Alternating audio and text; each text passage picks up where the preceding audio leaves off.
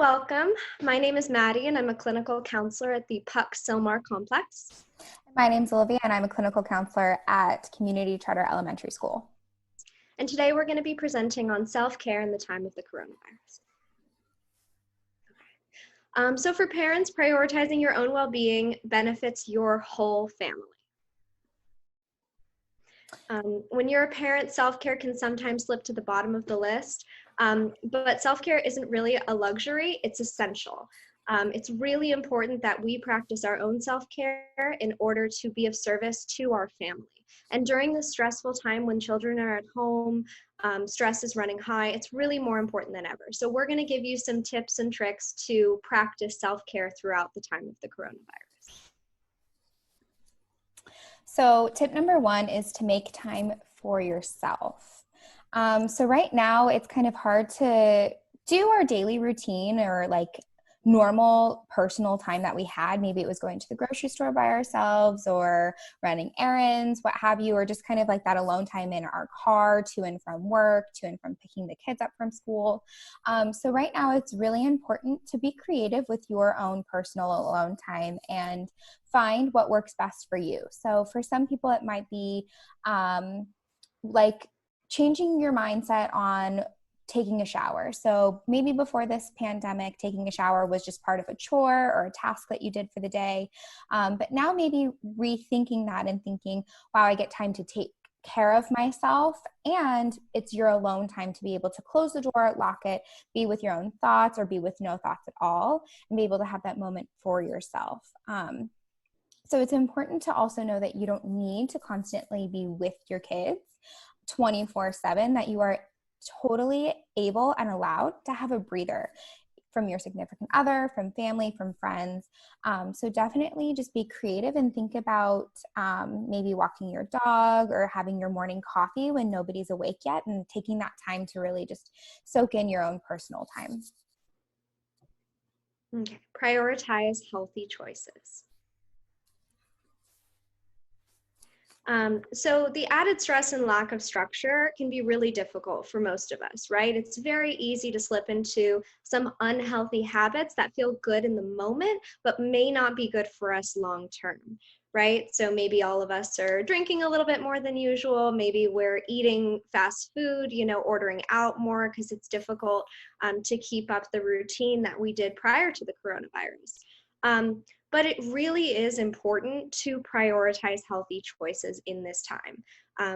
If we don't really know how much longer we're going to be in this quarantine situation. So if you don't already have kind of a healthy routine for yourself, maybe try and develop that. So making sure that you're eating properly and you're getting enough sleep and you're waking up at a consistent time every day. So what I've heard is that going to bed before 10:30 is best for us, and trying, if you can, to sleep anywhere from 8 or 9 hours, and then getting in that routine of going to bed at the same time every evening, waking up at the same time every day, just as you would in your normal life before the coronavirus. Also, adding some element of physical activity to your routine is very important. Right? This doesn't mean that we need to necessarily go on a run every single day. This could mean just taking a walk around your neighborhood, maybe doing some yoga, via a YouTube video in your bedroom. This could even mean just walking around your house a little bit more and taking a stretch break every now and again. But incorporating that element of physical activity into your routine is going to help your overall system, mind, body, spirit, especially your sleep, actually. But it's important to not pressure yourself. This is not the time to get into tip-top shape. This is not the time to, put so much pressure on yourself to be perfect. It's okay if we're binging our favorite TV show, eating a little bit of extra ice cream now and again. We have to be nice to ourselves during this time. So it's more about being intentional and thoughtful rather than being perfect. And Maddie, one really fun trick that I have, especially if it's like incorporating some sort of like chores or any physical activity that I do, is if I'm binge watching something and I just can't stop and I don't want to feel like a couch potato, I'll make sure that I have laundry to do or like towels to fold, the dishes to do. So in between commercial breaks or in between episodes, if I'm like on Netflix or something and they don't have commercials, I'll pause it and set a timer and then do what I have to do. Or in between episodes or in between commercials, like maybe doing some step ups or some jumping jacks or anything to just kind of multitask, I guess, really, but also to like get your physical activity up, to get those endorphins working, I find would be fun and helpful. And you'll notice you actually go a lot longer than your timer sometimes. So you're able to get your chores done and binge watch at the same time. It's a good idea. Thank you for that suggestion, Olivia. I think you make a great point that it's important to keep it fun, right? We're not going to want to do this stuff if it's not fun, if we don't reward ourselves in one way or another. So if we're rewarding ourselves by getting to watch our favorite TV show while we do some of these more mundane tasks, or, maybe it's having a piece of candy after our run or something, right? You got to make it fun for yourself. So thank you very much, Olivia. That's a great balance. Balance. All right. Be realistic. So as Maddie was saying, now is not the time to be perfect or nitpick everything that you're doing, especially when it comes to kind of working with your kids. I know I've heard a lot of parents beat themselves up because they're not like, I'm not the best teacher. Well, you're not a teacher. And so you aren't expected to perform the tasks of a teacher.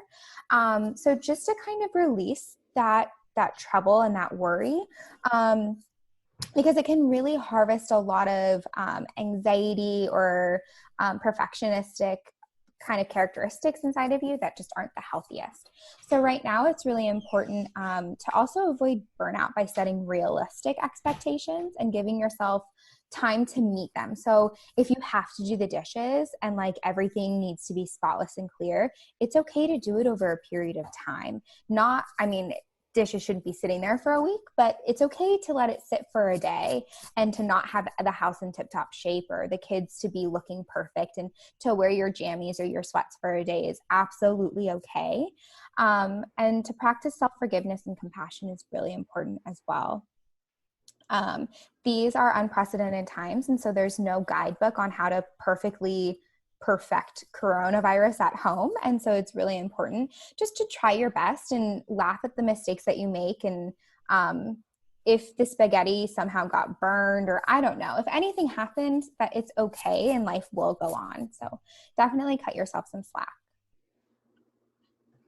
Set boundaries. So this one is really important, right? We all have pretty high anxiety with what's going on right now. There's a lot of worry, uncertainty, unease floating in the air. And we tend to absorb each other's fears, right? And we might not even realize that we're doing this. So maybe if you have a friend or a family member who's in the habit of sending those, worst case scenario news reports, those anxiety provoking text messages, it might be a good idea to practice some emotional distancing, right? There are ways to sort of set boundaries with love. And so what I mean by that is, instead of just saying, I can't handle this right now, stop sending me these messages, we could set a gentle boundary, something like, I appreciate you sending me these updates, but right now I'm going to take a little bit of a break from the news. I think it's just better for me to not be reminded of the coronavirus every day. And then you just sort of distance yourself from it, right? Hopefully that friend or family member will also understand that and be like, oh, that might be a good idea for me as well. But it's okay to set boundaries. It's okay to take care of yourself, and to limit news consumption is one of the healthiest ways of setting those boundaries. You can always reconnect with these family members when things are a little bit calmer, or when you feel a little bit more grounded within yourself and you feel like you're better able to handle more anxiety-provoking news. But absolutely set boundaries where you see fit in order to take care of yourself. Reconnect with things that you enjoy. So right now too, especially if you're really kind of focused on how can I help my kids or my partner and focus work at the same time, it is important to take time to do the things that you enjoy and make you happy and feel positive, and just kind of feel like you have some sort of control or handle on the situation, because you're able to still incorporate the things that you like to do. So I love getting my nails done, but salons aren't open. So I do at home like mani-pedis for myself. And it's just a really nice time. One, it creates alone time. And two, it's just a really nice time. I didn't know how creative I could be.